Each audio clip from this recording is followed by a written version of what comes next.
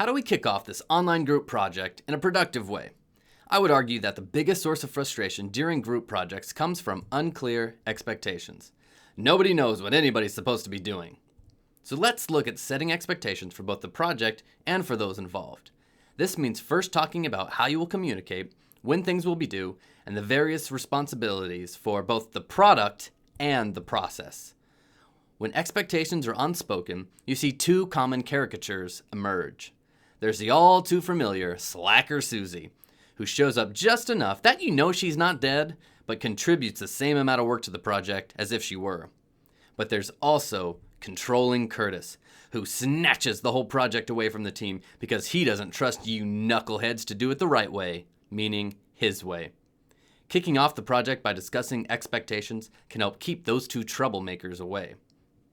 So what are some expectations you should discuss? Please add to this list, but here are the three I start with. Number 1, how and how often will we meet? This means discussing, are we meeting online, face-to-face, or some combination? What online tools do we use to communicate and to create? What's the best way to contact everyone, especially if you need a reply quickly? Number 2, how will we make and record decisions? This includes, do we vote on decisions and majority rules, or do we need to compromise for consensus and better buy-in? How do we set deadlines, and are there consequences for missing deadlines or missing meetings? How do we record decisions and keep track of everybody's next steps, responsibilities, and deadlines? And number 3, how will we ensure cooperation and equal distribution of work? Approach this one by talking about, how do we agree on responsibilities? How do we check in with each other and monitor progress? And how do we make our work and contributions accountable to the whole group? A quick word of caution about dividing up work.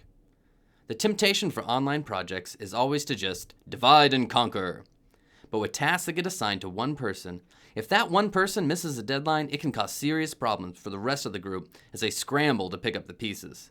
For example, if Slacker Susie is supposed to gather the literature review articles, then the whole group is waiting on her to get those before the project can move forward.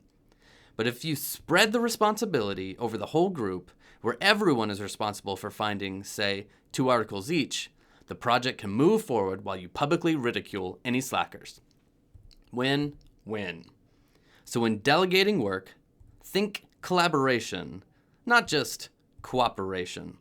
By sharing the work and not just dividing tasks, you can help ensure that your project gets completed in full and on time. Finally, do your work. Talk to your group members regularly. Don't be slacker Susie or controlling Curtis. Take these steps and you just might survive this online group project. Who knows? You may even learn something along the way.